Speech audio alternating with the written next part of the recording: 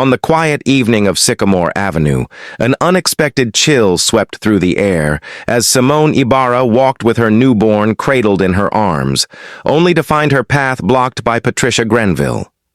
Her piercing eyes burned with an unsettling intensity, as if she were justifying a crime about to unfold.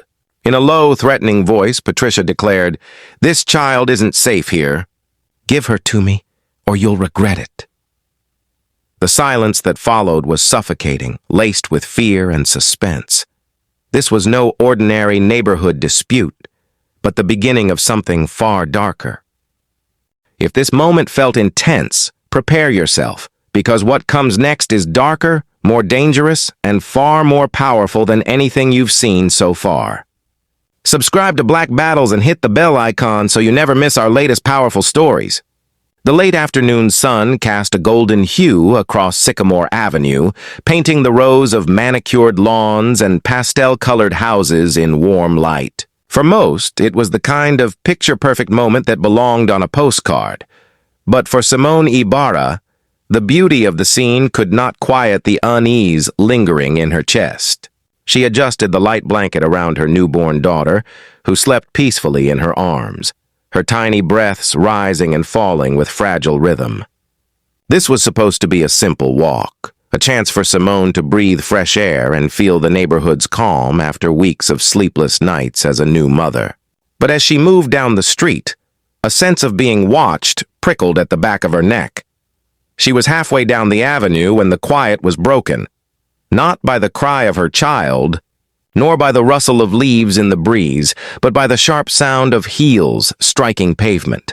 From the corner of her eye, Simone saw Patricia Grenville emerging from her front gate, her posture rigid, her eyes locked on Simone as though she had been waiting. Patricia was no stranger. Everyone in Chula Vista's Sycamore community knew her. She was the president of the Homeowners Association and carried that title like a badge of law enforcement. With her clipboard often in hand and her sharp tongue ready to scold, she had cultivated a reputation for being controlling and merciless with her neighbors. Still, Simone had never expected Patricia's fixation to turn toward her newborn child. "Stop right there," Patricia commanded, stepping directly into Simone's path. Her voice was cold and absolute, leaving no room for pleasantries. Simone's heart quickened, but she instinctively pulled her daughter closer, rocking her protectively. "Is something wrong, Patricia?" she asked carefully, trying to mask the unease that was quickly rising in her chest. Patricia's gaze shifted to the baby, and her lips tightened. "Yes, that child. I've told the HOA many times. Children in this neighborhood must be kept safe, and I don't trust the way you're handling her. For the good of this community, I need you to hand her over." For a moment, Simone thought she had misheard. Her stomach dropped and her arms tightened reflexively around her daughter. "Excuse me? You can't be serious," she said, her voice trembling but firm. Patricia stepped closer, her shadow falling over Simone. "I'm dead serious. There are rules here, rules you clearly don't understand. If you care about your daughter's safety, you'll comply. Otherwise..." She let the unfinished threat linger like a storm cloud overhead. Simone's pulse thundered in her ears. Her mind raced. This wasn't just a nosy neighbor giving unsolicited advice. This was something far darker, something unhinged. The sunlit street suddenly felt suffocating, the picturesque houses now silent witnesses to a confrontation spiraling into dangerous territory. Simone held her ground, fear and defiance colliding in her chest. She whispered to herself, as much as to Patricia, "No one is taking my child from me." The tension between the two women hung heavy in the air, and for the first time, Simone realized she wasn't just fighting for peace of mind, she might be fighting for her daughter's safety. Just as Patricia's words cut through the air like a blade, a firm, steady voice rose from behind Simone. "That's enough." Simone turned slightly, relief flooding her chest when she saw her husband, Adrian Holtby, striding toward them. The late sunlight caught the sharp lines of his face, his military posture unmistakable even in casual clothes. Years of discipline and service had carved a calm authority into him, the kind of presence that made people stop and listen. He didn't rush. His measured pace radiated control, but his eyes, focused, unblinking, were fixed on Patricia with the quiet intensity of a soldier entering dangerous ground. Patricia faltered for a fraction of a second, but quickly regained her composure. Folding her arms tightly across her chest, she raised her chin. "Adrian, good, you're here. Maybe you'll talk some sense into your wife. She doesn't seem to understand the rules around here." Adrian stopped beside Simone, his body a silent shield between his family and Patricia. He rested a steady hand on Simone's shoulder, grounding her before he spoke. His voice was calm, almost unnervingly so, but there was an edge beneath it, steel wrapped in velvet. "My wife doesn't need a lecture. And no one has the right to ask a mother to hand over her child. Not now, not ever." Patricia's eyes narrowed. She took a step closer, undeterred by Adrian's warning. "You think you're protecting her, Adrian, but you don't understand. This neighborhood has rules. Children must be safe, supervised, and protected. If Simone refuses to cooperate, she's not just endangering her daughter, she's breaking HOA regulations. And as president, I have the authority to intervene."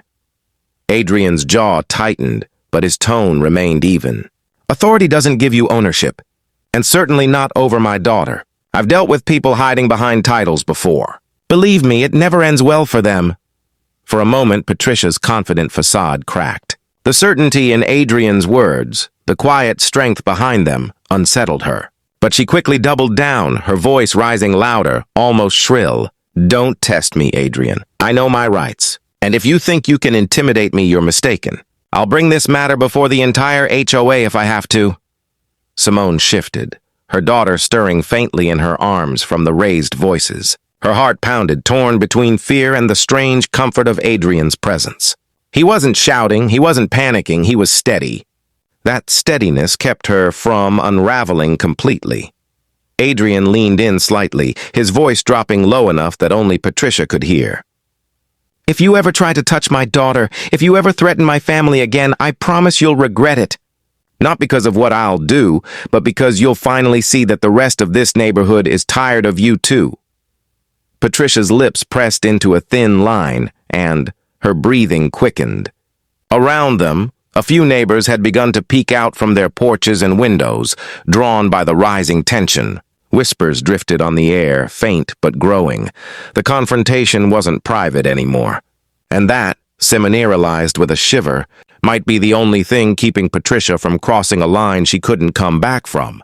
The battle lines had been drawn. The following morning, Sycamore Avenue was alive with whispers.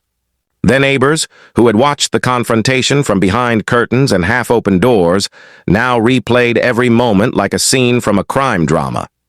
Their voices drifted across driveways, carried in hushed tones as if the street itself had become an echo chamber of speculation.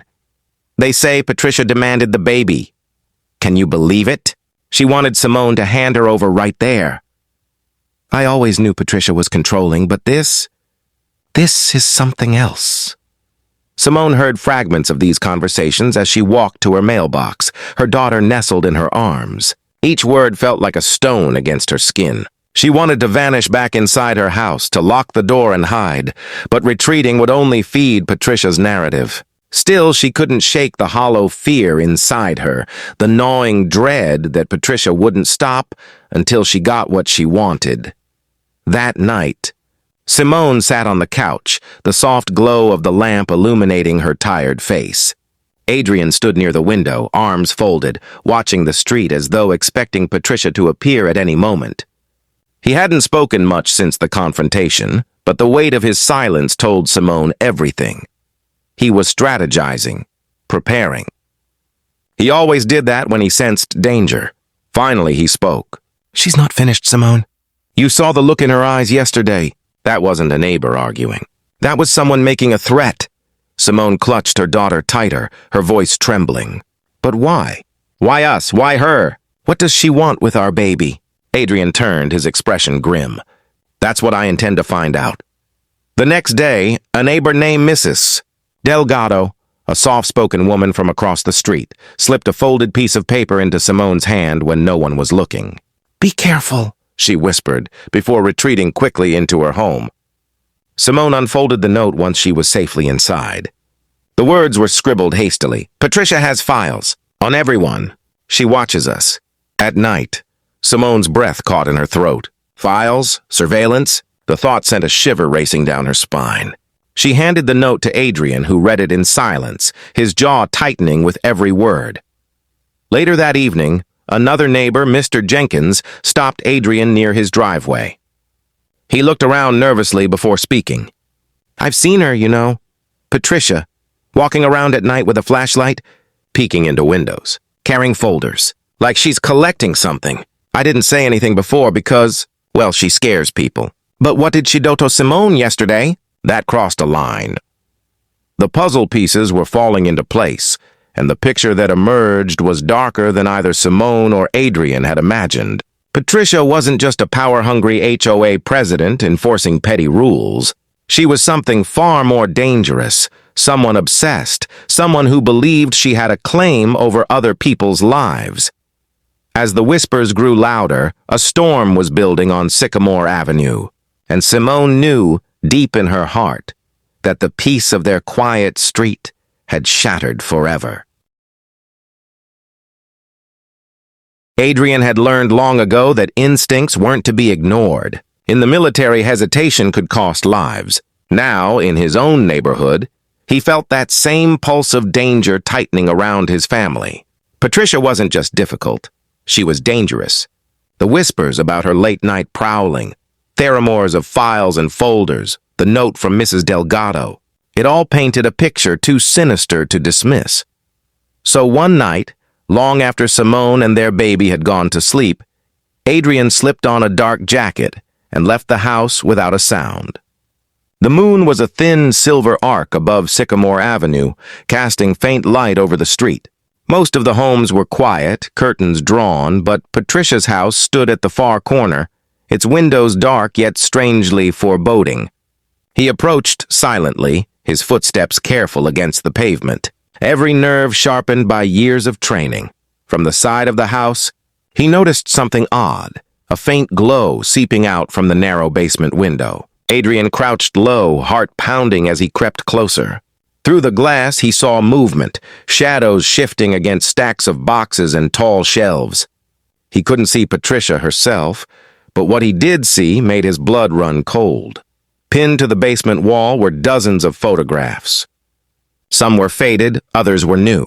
All of them were of neighbors, families at block parties, children riding bicycles, people watering their lawns. And in the center, illuminated by a single lamp, were pictures of Simone holding their baby, taken from angles that suggested Patricia had been following them. Watching from the dark, Adrian's breath caught, his pulse hammering in his ears. This wasn't just nosiness. This was an obsession. On the shelves, he spotted thick binders labeled with neighbors' names: Delgado, Jenkins, Holtby. He leaned closer to the glass, straining to see more. Inside one binder lay detailed notes, receipts, and personal schedules, information Patricia had no right to possess. On the cover of Simone's binder, a single word had been scrawled in thick black ink. Unfit. Adrian clenched his fists. Every muscle in his body told him to storm in, to put an end to this madness right there. But his discipline held him back. Confronting her without proof in hand would only give her a chance to twist the story again. He needed evidence. He needed the neighborhood to see what he had just seen with his own eyes. A sudden creak of the basement door startled him, and he ducked low into the shadows. Patricia's silhouette appeared briefly in the window as she descended the stairs, a file clutched in her hand. She set it down on a table beneath Simone's photos, lingering on one as if studying it. Then she whispered something he couldn't make out, her lips moving with eerie devotion, like a prayer. Adrian pulled back, his chest tight with fury. There was no longer any doubt Patricia Grenville wasn't protecting the neighborhood. She was stalking it, controlling it, and targeting his family most of all. As he slipped back into the shadows and made his way home, one thought burned through his mind. This wasn't just a battle of words anymore. This was war. Simone sat at the kitchen table, her hands trembling as she held the binder Adrian had managed to photograph with his phone. The images glowed on the screen, Pictures of her, of their baby, their daily routines cataloged with obsessive precision. Every page was a violation, a theft of privacy so invasive it made her skin crawl. She could barely breathe as she scrolled through them, her mind reeling. "How long?" she whispered, her voice breaking. "How long has she been watching us like this?" Adrian's face was grim. "Long enough. And not just us, everyone. She's built a web of control around this neighborhood, and we're at the center of it." Simone's fear hardened into something else, anger.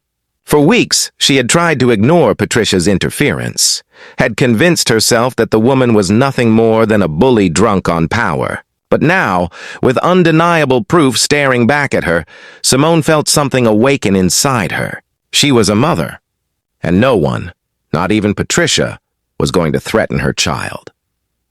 The next afternoon, Simone didn't wait for Patricia to come to her. She strapped her baby into the stroller and marched down Sycamore Avenue, every step fueled by a fire she hadn't felt before. Neighbors paused mid-conversation, their eyes following her as she headed straight for Patricia's house. Patricia was already outside, as though she had been waiting. Her smile was thin, calculated, the kind that sent chills racing down Simone's spine. "Out for another stroll, Simone? I hope you're being more careful this time." Simone's voice cut through the air, sharp and steady. "I know what you've been doing. The files, the pictures, the lies you spread about me. You've been watching us like criminals, Patricia. And it ends now."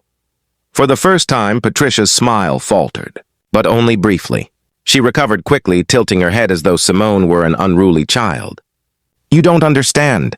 I've been keeping this neighborhood safe. People need order, discipline. You're new here, Simone. You don't know how dangerous the world can be." "Dangerous?" Simone's voice rose, her baby stirring at the sound. "The only danger here is you. Do you have any idea how terrifying it is to know you've been stalking us? Watching my daughter?" Patricia's eyes darkened. She stepped closer, her tone shifting from patronizing to menacing. "That child doesn't belong with you. You're too emotional, too reckless. I've seen it all. One day you'll slip and she'll suffer for it. I'm the only one who can protect her." The words struck Simone like a knife. For a moment, her breath caught in her throat. Then she straightened, meeting Patricia's glare with defiance. "You'll never touch her. Not while I'm alive." The air between them crackled with tension, drawing neighbors to their porches once more. Whispers spread like fire, but Simone didn't waver. She had faced her fear, and now the entire street could see it. Patricia Grenville was not a guardian of safety. She was the threat, and Simone wasn't going to back down. Word of the confrontation spread like wildfire. By the end of the week, Patricia called an emergency HOA meeting. The email she sent out was dripping with authority, demanding that all residents attend to address ongoing safety violations within the community. Everyone knew exactly who she meant. The meeting was held in the clubhouse at the end of Sycamore Avenue. Rows of folding chairs filled the space, and for the first time in years, nearly every household showed up. The air was thick with tension, neighbors whispering in low tones, their faces tight with anticipation. Some came out of curiosity, others out of fear, but all had grown tired of Patricia's iron grip on their lives. At the front of the room, Patricia stood tall, clipboard in hand, her eyes scanning the crowd like a warden surveying prisoners. "Thank you for coming," she began, her voice steady, commanding. "As you all know, this community depends on structure. Without rules, without accountability, chaos takes root. Recently, there have been troubling incidents involving the Wybara Holtby family. For the safety of us all, measures must be taken." Murmurs rippled through the room. Simone, seated in the front row with her baby asleep in her arms, felt heat rise in her cheeks. Adrian sat beside her, his hand resting firmly on hers. He gave her a subtle nod. It was time. Adrian rose to his feet before Patricia could continue. His voice carried with quiet authority. "You want to talk about safety, Patricia? Let's talk about what you've been doing." The room stilled. All eyes turned toward Adrian as he pulled a folder from under his arm and placed it on the table at the front. "Last night I saw what you've been hiding in your basement. Files on every neighbor, pictures of children, notes on people's private lives. And right at the center of it all, my wife and our daughter." Gasps filled the room. Patricia's face drained of color before hardening into a mask of indignation. "Lies!" she snapped. "He's twisting everything. Those files are for safety records, community documentation." But Adrian cut her off, his voice firm. "No, safety isn't sneaking into people's yards at night. Safety isn't labeling a new mother unfit or threatening to take her child. That isn't safety, Patricia. That's stalking. That's control. And it ends now." Simone stood then, her voice trembling but strong. "She tried to take my baby. She told me I wasn't fit to be a mother. How many of you have felt her intimidation? How many of you have been bullied into silence?" For a long moment, the room was silent. Then Mrs. Delgado spoke, her voice shaking but clear. "She's right. Patricia has files on me too. She's been watching all of us." One by one, neighbors began to murmur their agreement. Mr. Jenkins stood. "I've seen her in my yard. I was too afraid to speak up." Another neighbor added, "She fined me for my dog when hers barked all night." The room swelled with voices, the tide of anger turning against Patricia. Her eyes darted from face to face, the certainty of her power crumbling as the truth unraveled before her. For the first time, Patricia Grenville stood alone, and the vote to remove her as HOA president had only just begun. The clubhouse had never felt so alive. For years, the HOA meetings had been sterile, formal affairs, dominated by Patricia's sharp voice and rigid rules. But tonight was different. Tonight, the walls seemed to vibrate with the energy of neighbors finding their voices again. Patricia stood at the front, her knuckles white as she gripped her clipboard like a shield. "You're all being manipulated," she cried, her voice rising with desperation. "These accusations are baseless. I have dedicated myself to the neighborhood, to your safety, your order, your protection." But no one looked convinced anymore. The murmurs of support she once commanded had gone silent. Instead, faces that once cowered before her now stared back with a mixture of defiance and anger. Adrian stepped forward, his calm presence cutting through the storm. "Safety doesn't come from fear," he said firmly. "It doesn't come from secret files or intimidation. It comes from trust, from community. And you've stolen that from every person in this room." Simone rose beside him, her daughter resting quietly against her shoulder. Her voice wavered at first, but grew stronger as she spoke. "I was terrified. I thought I was alone. But I see now that Patricia didn't just target me, she's been targeting all of us. If she could come for me, she could come for any one of you." The words struck deep. A ripple of recognition passed through the room. Neighbors exchanged glances, silent confirmations of their own experiences, fines that didn't make sense, late-night footsteps outside their homes, rules bent to Patricia's will. Final Mrs. Delgado stood again, her voice trembling but resolute. "She's been spying. She's been controlling us.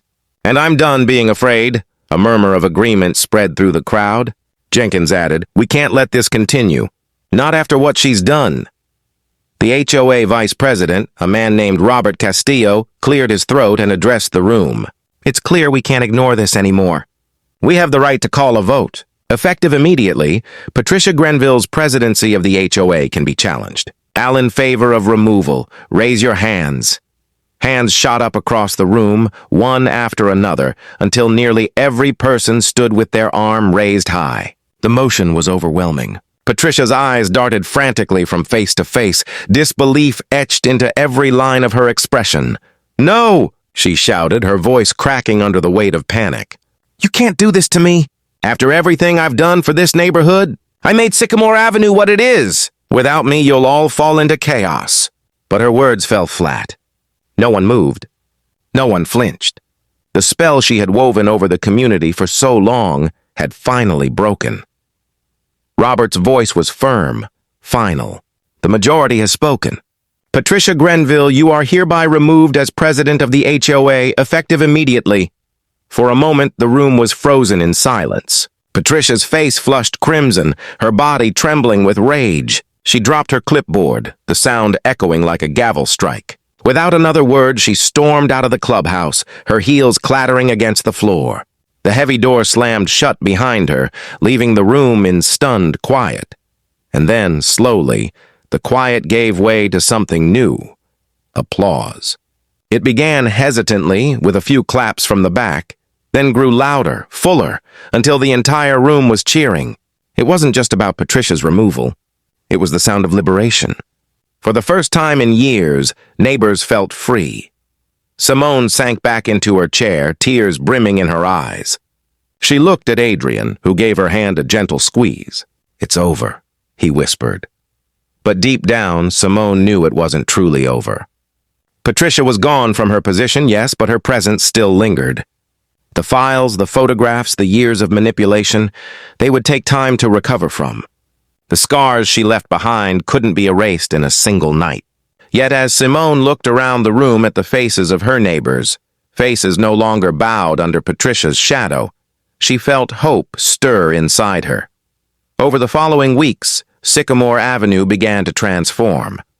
Without Patricia's iron grip, residents started organizing gatherings of their own, potluck dinners, evening strolls, even a small block party for the children. For the first time in memory, people spoke openly, laughed freely, and trusted one another again. The sense of community that Patricia had twisted into control was slowly rebuilt into something real, something lasting. Simone found herself at the heart of it, not because she sought power, but because others naturally gravitated toward her courage. Mothers reached out, telling her they admired her strength. Fathers thanked Adrian for standing up when they couldn't. The whispers of fear had turned into conversations of solidarity, and though Patricia's house at the corner of the street now sat dark and silent, everyone knew the story wasn't entirely finished. Some said they still saw her car at night, idling at the edge of the neighborhood. Others swore they felt her eyes watching from the shadows. Maybe it was paranoia, or maybe Patricia's obsession wasn't as easily erased as her title, but one thing was certain: the community was no longer under her control. They had stood together, spoken the truth, and reclaimed their street. As Simone rocked her daughter to sleep one quiet evening, she whispered softly, "You're safe now." And for the first time since that terrifying confrontation on Sycamore Avenue, she believed it.